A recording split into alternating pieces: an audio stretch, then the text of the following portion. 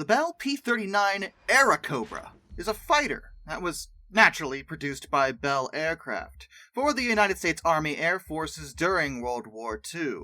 When the United States first entered the war, it was actually one of their principal fighters, and it was used by several different nations as well, and especially the Soviet Union, who absolutely adored these things. They were a perplexing aircraft at first glance because they did not mount their engines in the front. They mounted their engines behind where the pilot sits. And there was a reason for that, which we'll get to. Now, they had a ton of variants, so giving you the specifications for every single one of them would take forever. But speaking specifically about the P-39Q, arguably one of the most successful, they had a crew of one, a length of 30 feet 2 inches, a wingspan of 34 feet exactly, a height of 12 feet 5 inches, a gross weight of 7,570 pounds, and they were powered by a single Allison V1710-85 V12 liquid-cooled piston engine, capable of delivering 1,200 horsepower at 9,000 feet. Their propellers were 3-bladed, constant speed, and speaking of speed, their maximum speed was a solid 389 miles per hour. They're armed with two 50 cal synchronized Browning M2 machine guns on their nose, two more of those same guns on each wing, and a single 37mm M4 cannon that fired through the propeller hub. That cannon will soon become relevant. But the Airacobras are sometimes overlooked, as despite the fact that they were produced in great numbers, they tend to be overshadowed by other American fighters like the Mustang. But the Airacobra was actually pretty good and very innovative, putting in solid service during the war. The development on this aircraft dates back to 1937, February of that year, and it involved Circular Proposal X609. Lieutenant Benjamin S. Kelsey, the project officer for fighters of the United States Army Air Corps, as well as Captain Gordon P. Seville, fighter tactics instructor at the Air Corps Tactical School, issued that specification. It was requesting a single-engine high-altitude interceptor, having the tactical mission of interception and attack of hostile aircraft at high altitude. Now, they called it an interceptor, but to be honest, it doesn't really fit the modern definition of that term. The proposed aircraft's role was simply an extension of the traditional pursuit aircraft, which we now call fighters, using a heavier and more powerful aircraft at higher altitude.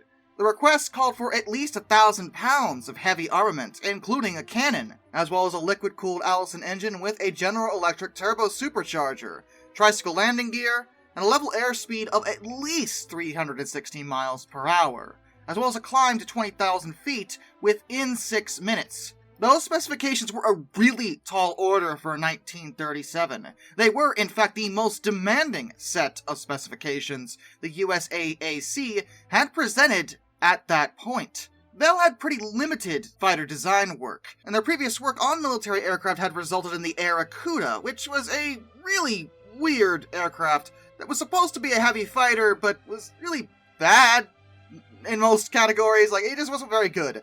But they did put forward their Model 12, which adopted an equally original configuration, with an Allison V12 engine mounted in the middle of the fuselage, behind the cockpit, and a propeller driven by a shaft passing beneath the pilot's feet under the cockpit floor. Now, why in the blue heck would they want to configure it like that? What was wrong with just putting the engine in the front? Well, that was because of the cannon. The 37mm Browning Arms Company T9, specifically. The Airacobra is one of the earliest planes that was arguably developed as a weapons platform, not necessarily an aircraft, in a similar concept to the A-10, a plane that was famously designed around the 30mm GAU-8 Avenger rotary autocannon. The Airacobra's design was specifically pushed to be able to accept the 37mm T9. And the T9 was no joke. It was a really lethal piece of equipment. Though it did have some flaws. It had very limited ammunition, a low rate of fire, and was prone to jamming. And the project leader, Robert Woods, was so impressed by the power of that weapon that he personally pressed for its incorporation in the aircraft. And thus the Airacobra was designed around this blasted cannon. Hence why they put the engine behind the cockpit. And you may be saying, well, couldn't they have just made it a pusher plane? And Yeah, I suppose that could have worked, but they'd already done that with the Airacobra, and that resulted in a lot of problems. So they may have been like, let's not do a pusher configuration this time, let's do something even weirder, and have a really long shaft coming from the engine to the propeller underneath the pilot. It sounds bizarre, and it is, but in the end it kind of worked. And this configuration wasn't without other benefits. So because the engine was in the middle, in the thick part of the fuselage, it wound up creating a very smooth and streamlined nose profile. Other aircraft had to have larger noses to accommodate their engines, but the Airacobra wasn't like that, and they supplied cockpit side doors, rather than a sliding canopy. Though even early on, some pilots expressed concern about the engine's placement, and they had a crash landing, wouldn't it, fly forward and crush them horrifically? Well, that was a fair complaint, but it was found that through testing, that the positioning was actually no more dangerous than the engine being in front of the pilot, so it really didn't matter where it was. And they were built very well. There were no problems at all with propeller shaft failure, which was another concern. The prototype of the Airacobra, the P-39, made its first flight on April 6, 1938 at Wright Field, Ohio, and achieved 390 miles per hour at 20,000 feet. Reaching that altitude in only 5 minutes. That was impressive on its own, but it didn't perform super well at altitude, found to be a little slower than they would have liked. And further tinkering it would wind up with an aircraft that wasn't quite in line with the original design specifications. The prototype at first did have a turbo supercharger to augment the high altitude performance, but Bell cooled the turbo with a scoop on the left side of the fuselage. Throughout the development, it was found that that element actually produced additional drag, which lowered overall airspeed. Bell engineers would follow recommendations of both the National Advisory Committee for Aeronautics as well as the Army to reduce drag and increase the top speed of the plane by 16%, which is pretty good. However, by the time they got done with this, it was found that there was no internal space left for the turbo supercharger, which they kind of were supposed to need. NACA would wind up concluding, though, that a top speed of 429 miles per hour could actually be hit with the aerodynamic improvements they had personally developed, as well as an updated engine that included a single-stage, single-speed supercharger. Not as good as the one the plane originally had, but still a supercharger. At a meeting in August 1939, Larry Bell proposed that the production aircraft be configured without the turbocharger, and it's still debated as to what his exact motivations behind this request were. Some argue that his company just needed money and he needed to start production then and there, which is possible, but there's also the point that installing the turbocharger was becoming a bit of a nightmare, and pushing for it might result in an aircraft that had more disadvantages than advantages. So the Army wound up saying the heck with it and ordered 12 P-39s, with only that single-stage, single-speed supercharger for evaluation, as well as a single P-39A. Evaluations of these aircraft resulted in further changes to the final version, which included a deletion of the external radiator and further modifications to the initial prototype into the XP-39B, which demonstrated performance improvements, so the YP-39s were completed to that standard, and the production fighters did wind up 2,000 pounds heavier than the prototype, but that was only because the prototype didn't actually have any armor or self-sealing fuel tanks. Now, production Airacobras did actually have some significant advantages. Their biggest Achilles heel was they didn't have very good high-altitude performance. Their critical altitude was only about 12,000 feet, due to their single-stage, single-speed superchargers.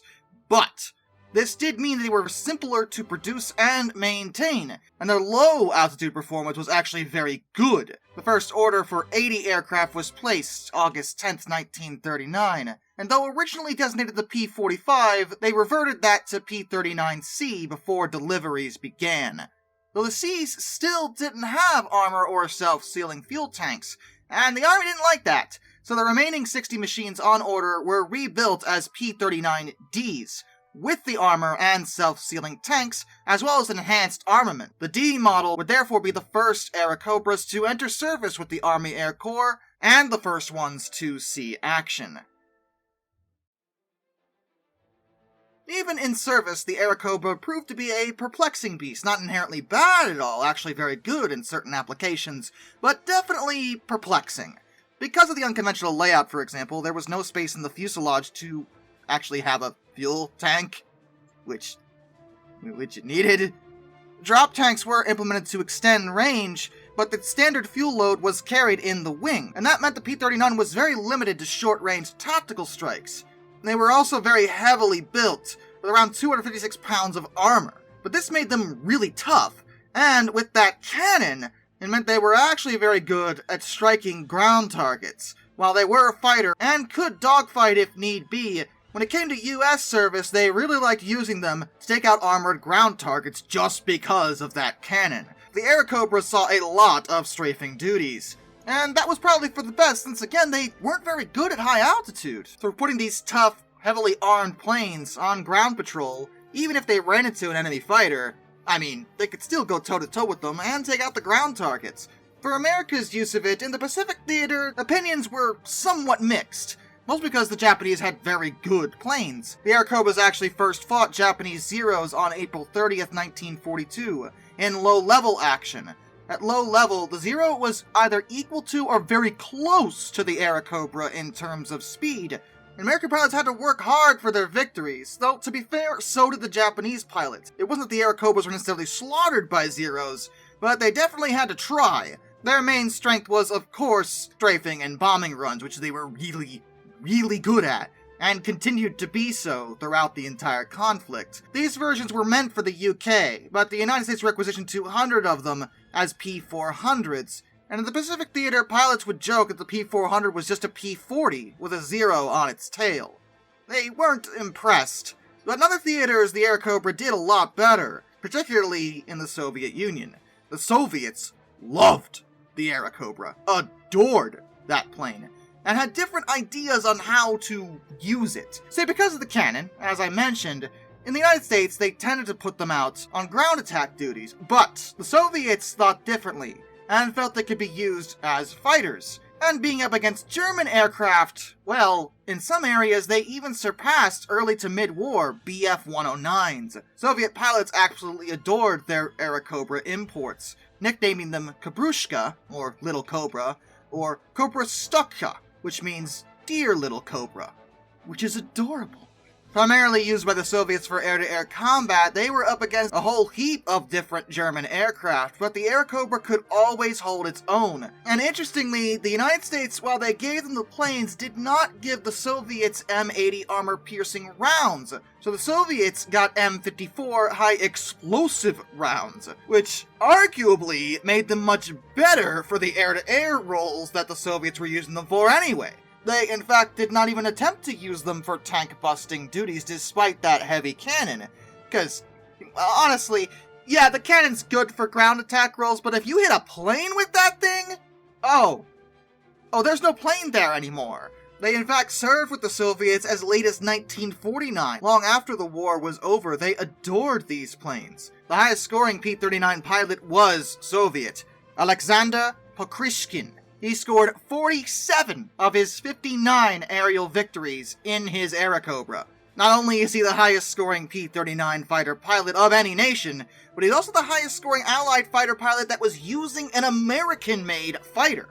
Other nations utilized it too, in some more limited capacities. Australia, France, Italy, and Portugal all gave the Airacobra a solid shot, and in the end, 9,588 Airacobras came off the assembly line. An astonishing number of this little plane were made. But Bell wasn't done with the overall design. They would later produce an improvement, the Bell P-63 Kingcobra. Nice! This thing was produced between 1943 and 1945, and they built 3,303 of these. Well, the United States Army Air Forces actually didn't accept the Kingcobra. The Soviets were all over that, because again, they just loved the Airacobra so much, and in pretty much every regard, the Kingcobra was a solid improvement over the Airacobra. Bell had opted to simply listen to what pilots were saying about the Airacobra and incorporate improvements. While superficially similar, these ones could fly as fast as 410 miles per hour. And the easiest way to tell them apart is the Airacobra only had a 3-bladed propeller, but the Kingcobras were given a 4-bladed constant-speed propeller. So if you're ever wondering how to tell them apart, that's it. Just look at the prop. It's the easiest way to do it. In any event, though, the Kingcobras were solid planes, and they actually kept using them into the Cold War, believe it or not, to the point that these American-made fighters actually had to be given a NATO reporting name of Fred, which is not as cool as Kingcobra. Fred? Really? Come on, guys. It's our plane. You could have called them something a little cooler than that, but whatever. In the modern day, as I said, both the Airacobra and Kingcobra tend to be a little overshadowed by other American fighters that were manufactured for World War II, but they definitely deserve a lot more love than they get. They were great at what they did, and likely could have been even better had they been given more of a chance by America.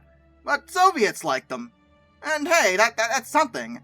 And indeed, there are actually many that are in preservation, in both museums as well as in flying condition. Both planes were so sleek that they were modified by private owners as air racers, seeing much success in that field. So at the end of the day, I think we all could take a moment to appreciate the snakes of the sky. And with that, a special thank you to all my underwater train finders, Some Dude 267, Orange Glass, Benjamin Owens, and Zach A1, Arthur Roy, Brian, Jack Crosses Royal Videos, Lord Off 444, A Person 723, Royal Hood 2060, I Surfer 1405, Charles Kwiatkowski, Matt Weaver, Tom Redlion, Ennis Productions 8104, Wheeljack 8401, Rescues Greyhounds, The Baxter, Caleb Crosswhite, Ohio Trucker 1, Andrew Bowen, Josh Johnson, Hayden DeGrow, Caleb Rainwaters, Prez Drenton, Master of None, Liam Wright, Mr. Sleepy, Travis Zelinsky, Jared Brussel, Joshua Long, Hannah Bird, Amtrak 2024 Productions, Tommy Rossini, That Guy with a Beard, Ben McCullough, Panzer Kitchen 131-232, Mark Holding, Dr. Racer 78, G Wiz, Mr. Terevel, and of course, my dad. Till next time, this is Darkness and a Visual Fun. Farewell.